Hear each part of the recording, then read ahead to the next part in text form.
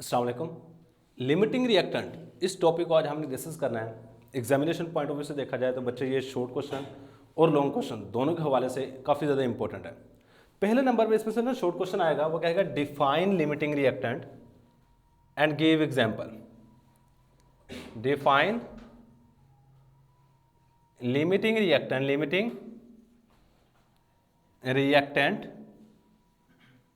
And give example give example. पहले number पे आपसे क्वेश्चन पूछा जा सकता है कुछ इस तरीके से। सेकंड नंबर वो कहेगा गिव एनी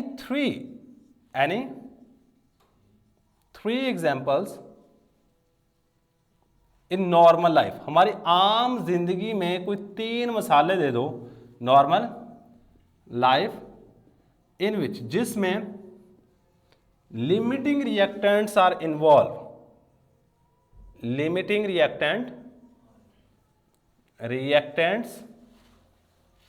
आर इन्वॉल्व, जिसमें लिमिटिंग रिएक्टेंट इन्वॉल्व हो रहे होते हैं या शामिल हो रहे होते हैं। कोई 3 एग्जाम्पल लिखनी है। इसके अलावा एक और भी शॉर्ट क्वेश्चन आता है, लेकिन वो नेक्स्ट लेक्चर में हम डिस्कस कर लेंगे। वो ये है जी, हमारे पास लिमिटिंग रिएक्टेंट को मालूम करने का स्टेप लिख दो, ये भी आ रहा होता है। अब सबसे पहली बात, हमारे पास लिमिटिंग रिएक्टेंट क्या है। अच्छा, लिमिटिंग तो बाद में हम बात करेंगे, रिएक्टेंट क्या होते हैं। देखो, आपने 10th क्लास में पढ़ा हुआ है, जब भी कोई केमिकल रिएक्शन करवाया जाता है तो शुरू में कुछ चीज़ें मिलती हैं, उन कुछ चीज़ों के मिलने से कुछ नई चीज़ें बनती हैं। वो जो नई चीज़ें बन रही होती हैं हमारे पास कहलाती हैं प्रोडक्ट, और जो शुरू में कुछ चीज़ें मिल रही होती हैं, उन चीज़ों के मिलने से जो चीज़ नई बनती है, उन चीज़ों को हम नाम दे रहे होते हैं रिएक्टेंट। क्या नाम दे रहे होते हैं? रिएक्टेंट। अब देखा, अगर मैं यहां पे गौर करूं ना, 2 रिएक्टेंट है। कितने हैं हमारे पास? एक हमारे पास ये वाला रिएक्टेंट है, एक हमारे पास ये वाला रिएक्टेंट है। देखो, इसके बाद मैंने शुरू में वर्ड लिखा जी लिमिटिंग रिएक्टेंट। ऐसा रिएक्टेंट जिसकी मिकदार कम हो, ऐसा रिएक्टेंट जिसकी मिकदार कम हो, सही है। इसको हम नाम देंगे लिमिटिंग रिएक्टेंट का। अब इसको ना इन अल्फाज में ना लीजिएगा, केमिस्ट्री में इतना आसान नहीं है इस चीज़ को समझना कि आप कह जिसकी मिकदार कम है वो हमेशा लिमिटिंग रिएक्टेंट होगा। मैं आपको सिंपल सी एग्जांपल देता हूँ। मैं ना साइकिलें बनाना चाहता हूँ, सही है। मेरे पास ना साइकिलों का फ्रेम है। अब साइकिलें बनाने के लिए मुझे कौन कौन सी चीज़ें चाहिए, बाकी बातें बाद में। ये देख लीजिए, हमारे पास फ्रेम है और फ्रेम के अंदर ये वाली चीज़ें मौजूद हैं। अब इसके साथ हमारे पास कुछ चाहिए टायर्स, ये हमारे पास आ गए टायर्स। अब इनको मिला के मैंने बनानी है साइकिल। देखो, एक साइकिल बनाने के लिए मुझे चाहिए एक फ्रेम और 2 टायर। मैं कहता हूँ सपोज किया मेरे पास टायर हैं 20 और फ्रेम है 15। टायर कितने हैं? 20 हैं और फ्रेम कितने हैं? 15। ये वाली चीज हमारे पास कहलाएगी केमिस्ट्री की लैंग्वेज में रिएक्टेंट। क्या कहलाएगी? और जो चीज हमारे पास इनको मिलाने से बनती है वो कहलाएगी। अच्छा, अब यहां पे गौर किया जाए ना, आप 15 फ्रेम और 20 टायरों को मिला के कितने साइकिल बना सकते हो? कितने साइकिल बन सकते हैं? अगर 15 फ्रेम मिलाऊं और 20 टायर मिलाऊं, इनके मिलाने से कितने बनेंगे? बुझार बात है, 10 ही साइकिल बनेंगे, क्योंकि यहां से हमने अंदाजा लगा लिया से। अब देखो, मैंने इससे अंदाजा लगाया तो मेरे पास बनने चाहिए साइकिल 10। इससे अंदाजा लगाता हूं तो कितने बनने चाहिए? 15। लेकिन बनेंगे कितने? 10। जो चीज किसी भी केमिकल रिएक्शन में जल्दी इस्तेमाल हो जाए या खत्म हो जाए, उस चीज को नाम देंगे लिमिटिंग रिएक्टेंट। यहां पे ये वाला रिएक्टेंट क्या है? Limiting reactant. ये क्या हमारे पास? लिमिटिंग रिएक्टेंट है। और इसके नतीजे में हमारे पास कौन सी चीज बन रही है? प्रोडक्ट। अच्छा, अब ना आपकी बुक वाला यही बात कह रहा है, the reactant which control the amount of product. ऐसा रिएक्टेंट जो प्रोडक्ट की अमाउंट को कंट्रोल करे, इसको लिमिटिंग रिएक्टेंट कहेंगे। अब चेक करना, अगर मैं टायर 20 की जगह पे 22 कर दूं तो साइकिलें कितनी बनेगी? 11। अगर मैं 20 नहीं रखे, मेरे पास है जी 18। मेरे पास साइकिल टायर कितने? 18 टायर है तो साइकिलें कितनी बनेंगी? अब चलो जी, इसके चेंज करने से साइकिलों की तादाद में क्या हो रहा है, चेंज आ रहा है। लेकिन अगर मैं कहूं जी मेरे पास फ्रेम में 15 की बजाय 20 कर दो, क्या फर्क पड़ेगा साइकिलों की तादाद पे? अगर मेरे पास टायर इतने ही रहे, को फर्क पड़ेगा इसके चेंज करने से? अब इस चीज को चेंज करने से साइकिलों की तादाद में इजाफा या कमी हो रही है, जबकि इसको चेंज करने से कोई भी कमी या इजाफा नहीं हो रहा। सही है। अब यही चीज हमारे पास कंट्रोल कर रही है प्रोडक्ट की अमाउंट को, ये चीज कंट्रोल नहीं कर रही। सही है। सो हमारे पास लिमिटिंग रिएक्टेंट वो चीज होती है जो प्रोडक्ट की अमाउंट को कंट्रोल करे। पहली डेफिनेशन क्या है हमारे पास? Limiting reactant is the reactant which control. Limiting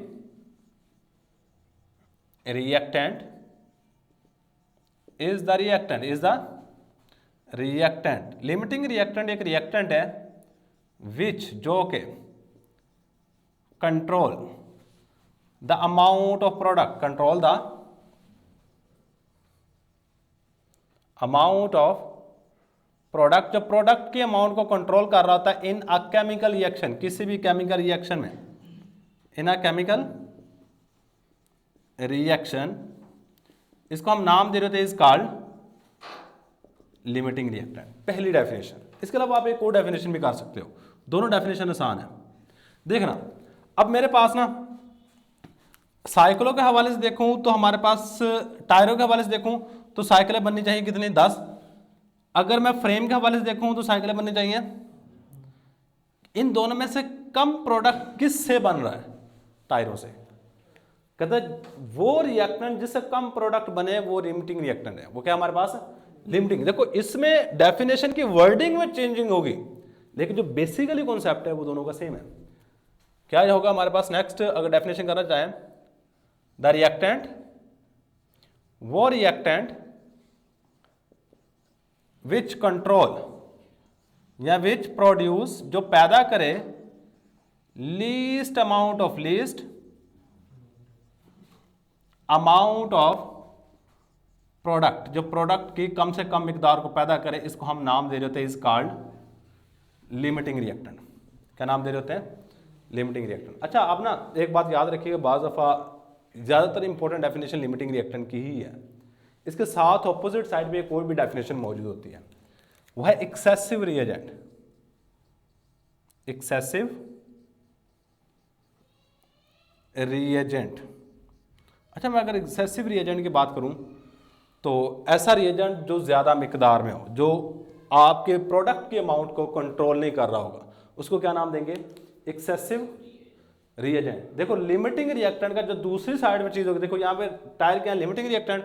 तो ये वाली जो चीज़ अजाफी बच रही है केमिकल रिएक्शन में, the reactant which left behind, ऐसा रिएक्टेंट जो केमिकल रिएक्शन में कुछ बच जाए, एक्सेसिव रिएजेंट कहलाएगा।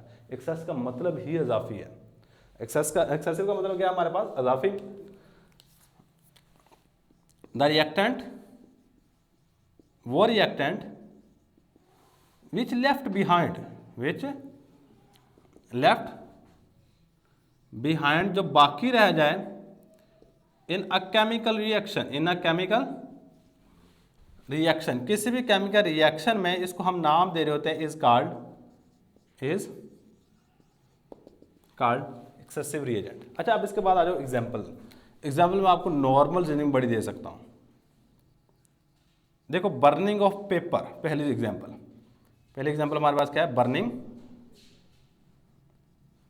Of paper. अच्छा, किसी भी चीज़ को जलाते हैं ना, जलाने के लिए आपको एक गैस की ज़रूरत पड़ती है। वो गैस कौन सी है? ऑक्सीजन। तो ये देखो जी, हमारे पास एक पेपर है, मैं सपोज करता हूँ मैं इसको आग लगा देता हूँ, यहाँ से आग गई, ये जलना शुरू हो गया। हवा के अंदर एक चीज़ मौजूद है, ऑक्सीजन गैस, जो इसको जलने में मदद दे रही है। अब ये दोनों चीज़ें मिलते हैं, मिलने के बाद राख बन जाती है। हमने कहा जी ऐसी चीज़ जो पहले ख़त्म हो जाए या पहले यूज़ हो जाए, उसको क्या नाम देते हैं? जो पहले ख़त्म होगी उसको क्या नाम देंगे? Limiting reactant. अब वो जो खुद सोच के बताना है, यहाँ पे पेपर लिमिटिंग रिएक्टेंट होगा या ऑक्सीजन गैस लिमिटिंग रिएक्टेंट होगी? पेपर लिमिटिंग रिएक्टेंट होगा। क्यों? क्योंकि कभी भी ऐसा नहीं होगा कि आप पेपर को आग लगाओ और हवा के अंदर सारी ऑक्सीजन ही खत्म हो जाए। पेपर पहले खत्म होगा, ऑक्सीजन वैसी की वैसी रहेगी। So oxygen is excessive reagent और पेपर इज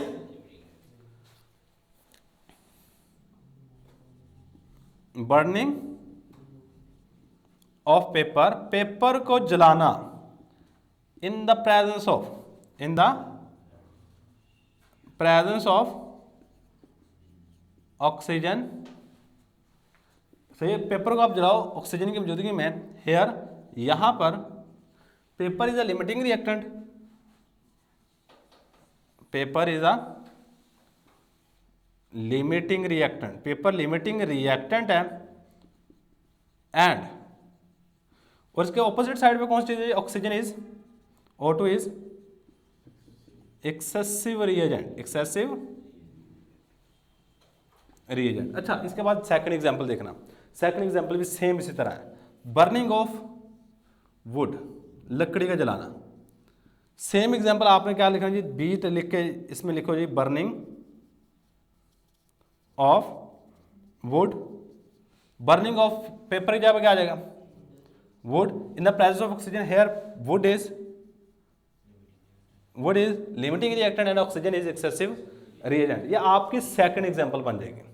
अब इसके अलावा एक और भी एग्जांपल हमारे पास मौजूद है, वह है रस्टिंग ऑफ आयरन। ये काफी ज्यादा इंपॉर्टेंट है। थर्ड नंबर पे क्या जी? Rusting of iron. देखो, अगर लोहे को जंग लगता है, सही, लोहे के पीस को जंग लगने के लिए दो चीजों की जरूरत पड़ती है। हवा के अंदर दो चीजों का होना जरूरी है। पहले नंबर पे वाटर वेपर का, सेकंड नंबर पे ऑक्सीजन गैस का। अगर ये दो चीजें हवा के अंदर मौजूद हैं तो आपके लोहे को जंग लगना शुरू हो जाएगा। सही है। अगर इन दोनों में से एक चीज भी ना हुई तो कभी भी जंग नहीं लगेगा। अब आप हमेशा लोहे को ना वाटर से महफूज करवा सकते हैं, लेकिन इस चीज से महफूज नहीं करवा सकते। क्यों? क्योंकि ये हवा के अंदर 24 घंटे मौजूद होती है। ऑक्सीजन गैस हवा के अंदर 24 घंटे मौजूद होती है, जबकि वाटर वेपर को हम महफूज कर सकते हैं क्योंकि उसके ऊपर पेंट लगा देते हैं। आपने देखा होगा कोई भी लोहे वाली चीज़ है उसके ऊपर पेंट किया होता है। पेंट करने का असल मकसद ये होता है कि उसकी सतह के ऊपर इस तरह आ जाता है हमारे पास पेंट, और जो वाटर है वो इस पेंट के अंदर से क्रॉस करके इस लोहे तक नहीं पहुंच सकता, जिसकी वजह से लोहा जंग नहीं लगता। अब कहते हैं जी अगर लोहे को जंग लगना शुरू हो जाए तो लोहा खत्म होगा या हवा के अंदर ये दो चीजें खत्म हो जाएंगी? लोहा खत्म होगा। सो यहां पे लोहा क्या होगा? आयरन क्या होगा? और बाकी oxygen gas. During rusting of iron, rusting of iron के दौरान, during rusting of iron, the iron is limiting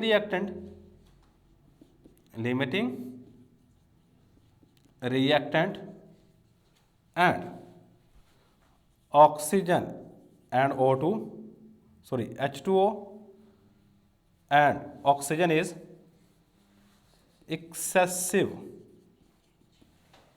reagent।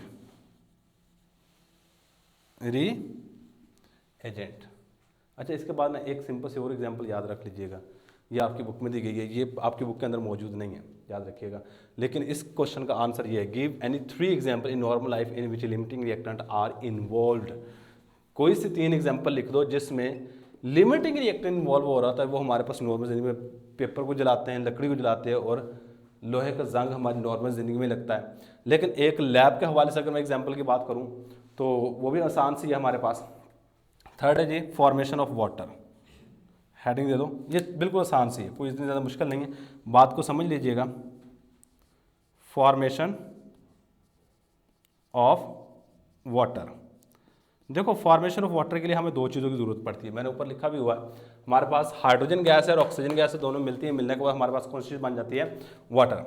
अब देखना हमारे पास ना करना क्या है, मेरे पास 2 मोल हैं हाइड्रोजन के प्लस 2 मोल लिए ऑक्सीजन के, इनको मिलाता हूँ, मिलाने के बाद मेरे पास बन जाएंगे 2 मोल वाटर। अब इन दोनों में से मैंने लिमिटिंग रिएक्टेंट देखना है और एक्सेसिव रिएजेंट देखना है। अगर मैं 2 मोल हाइड्रोजन की बात करूं बच्चे, इसका मतलब यह है कि 2 मोल हाइड्रोजन ये वाली चीज़ है, 1 मोल हाइड्रोजन 2 मोल, और 2 मोल ऑक्सीजन की बात ये वाली है। ऑक्सीजन का साइज थोड़ा सा बड़ा होता है, हाइड्रोजन का साइज क्या होता है, छोटा होता है। ये दोनों चीज़ें आपस में मिल रही हैं। मिलने के बाद हमारे पास नेक्स्ट चीज़ बन रही है ये वाली, इस तरह ऑक्सीजन बड़े के साथ 2 छोटे छोटे हाइड्रोजन जुड़ जाते हैं। कौन सी चीज़ वैसे की वैसी रह जाएगी? देखो, एक ऑक्सीजन ये आ गया, एक ऑक्सीजन ये आ गया, जबकि ये वाला वैसे का वैसा यहाँ पर गया। 2 हाइड्रोजन इसके साथ जुड़ गए, 2 हाइड्रोजन इसके साथ जुड़ गए। अब कौन सी चीज़ इन दोनों में जल्दी इस्तेमाल होगी? हाइड्रोजन। हाइड्रोजन क्या होंगे? लिमिटिंग। ऑक्सीजन क्या होंगे यहाँ पे? Excessive reagent. भाई यही बात हमने यहाँ पे लिखनी है। सही कहते हैं, सपोज करते हैं we take 2 mole of hydrogen and 2 mole of oxygen. फर्ज कर लो कि हमने 2 मोल हाइड्रोजन लिए, 2 मोल ऑक्सीजन लिए। इट प्रोड्यूस, चलो 1 मिनट लगना है। सपोज हम फर्ज कर रहे हैं, याद रखिएगा, सपोज वी टेक, फर्ज कर ले हमने लिए हैं 2 moles of H2 and 2 moles of O2. They react और ये आपस में रिएक्ट करते हैं एंड फॉर्म, और क्या बना देते हैं? Form 2 moles of water, 2 moles of water। अब इसमें पहले नंबर पे hydrogen is a limiting reactant. क्या हाइड्रोजन क्या हमारे पास? लिमिटिंग रिएक्टेंट है। H2 इज लिमिटिंग रिएक्टेंट, और इसके बाद हमारे पास ऑक्सीजन इज एक्सेसिव। ऑक्सीजन क्या हमारे पास? Is excessive reagent. सही है बच्चे, ये हमारे पास आ गया एग्जाम्पल। इनमें से जो मर्जी आप एग्जाम्पल देना चाहें। तो ये था जी हमारे पास लिमिटिंग रिएक्टेंट। एक चीज़ लिमिटिंग रिएक्टेंट में रह गई है, वो है जी स्टेप्स। स्टेप्स भी आसान से हैं, लेकिन बेसिकली लिमिटिंग रिएक्टेंट को आपको पता हो कि ऐसी चीज़ है जो प्रोडक्ट के अमाउंट को कंट्रोल कर रही होती है, या ऐसी चीज़ जो पहले इस्तेमाल हो जाए, लिमिटिंग रिएक्टेंट है। सही, या ऐसी चीज़ जो कम प्रोडक्ट पैदा करे। यहाँ पे शायद लिखा है जी which control the reactant which least amount of product. सही, इस तरह बात दफा कहते हैं the reactant which consume earlier, ये भी डेफिनेशन कर सकते हैं। द रिएक्टेंट विच कंज्यूम, ऐसा रिएक्टेंट जो कि इस्तेमाल हो जाए एर्लियर, जल्दी, उसको हम नाम देंगे लिमिटिंग रिएक्टेंट। लेकिन एक डेफिनेशन, ये वाली डेफिनेशन आपकी बुक के अंदर लिखी हुई है। बाकी आप जो मर्जी करना चाहें वो आपकी अपनी मर्जी है। आसान सा टॉपिक है, यही हमारे पास आज का लेक्चर। अल्लाह हाफिज़।